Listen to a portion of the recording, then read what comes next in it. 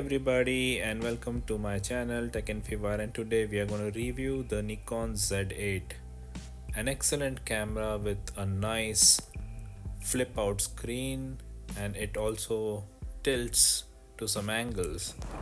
So we are going to look at all the details of this camera. It's an excellent camera and we are going to see the tech specs of it. Also, we are going to compare it with the Sony's A7R Mark V. So let's begin.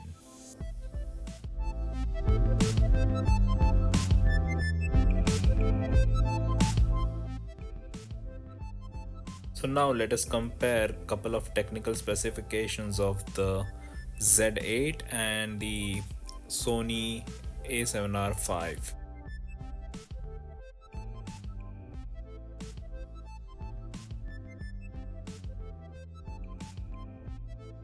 The Z8 is essentially a Z9 that's trimmed down with the size of the body, and the weight of Z8 is 910 grams, which is pretty significant to the weight as compared to the A7R V, which is at 725 grams.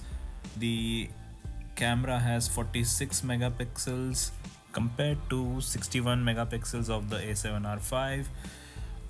Both the cameras are weather sealed and you can record 8K video with both the cameras.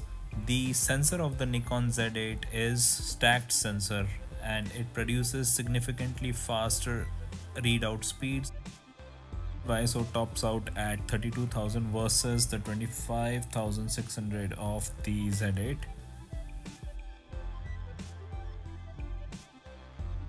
There are significant amount of controls on both the cameras and you can customize the controls to your heart's content.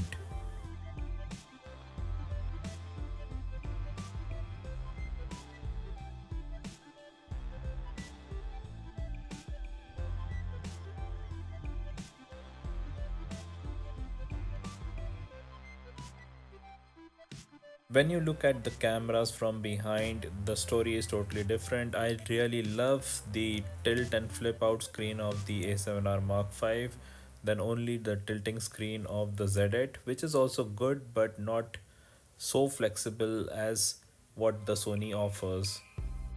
Now let's look at a couple of similarities that both the cameras have. Both the cameras have face detection feature which works in video as well as in photographs. The LCD behind the camera screen is superb. The Z8 has a lag-free viewfinder, so it enables you to capture the images while you're shooting them. They both feature 8K recording, and Z8 has significantly higher amount of options while you're recording. A couple of differences also exist in the cameras, like the Z8 features the CF Express Type B card slot, while the A7R Mark V uses the Type A card, which is very expensive, and Z8 does not have a mechanical shutter while the A7R V has a mechanical shutter. Next comes in the build quality of both the cameras. It is very good build quality. It's like pretty reassuring and your fingers can rest on the entire grip with the Z8. It's built solidly. The Sony A7R V is also built solidly, but the heft of Z8 is just to another level. I agree that some of you might argue that the mirrorless camera should be smaller, and I also am of the opinion that those mirrorless cameras should be smaller in size, and definitely I am in love with the A7R5's size.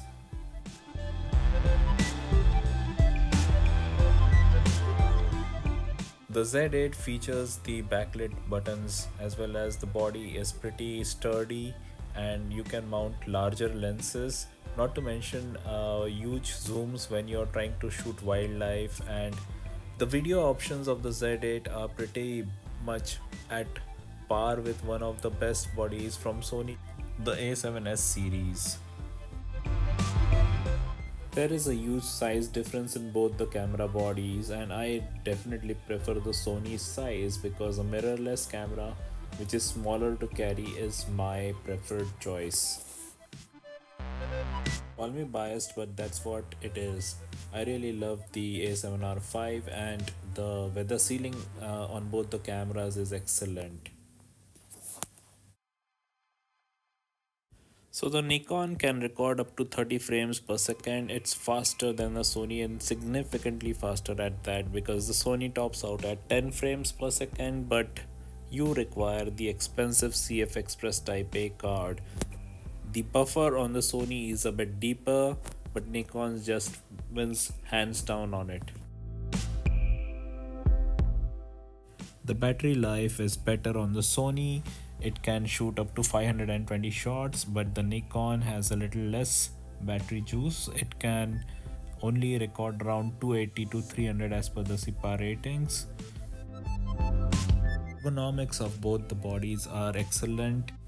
If you have larger hands and if you plan to shoot wildlife with longer lenses, huge zoom lenses, zoom primes, then Nikon should be your de facto choice. If you have smaller hands but you still prefer to shoot wildlife, I will still say that you can go ahead with the Sony A7R5. It's a reassuring camera. Let's have a look at the new firmware that's rumored to come out for the Nikon Z8 and Z9, and which is promising some of the excellent things.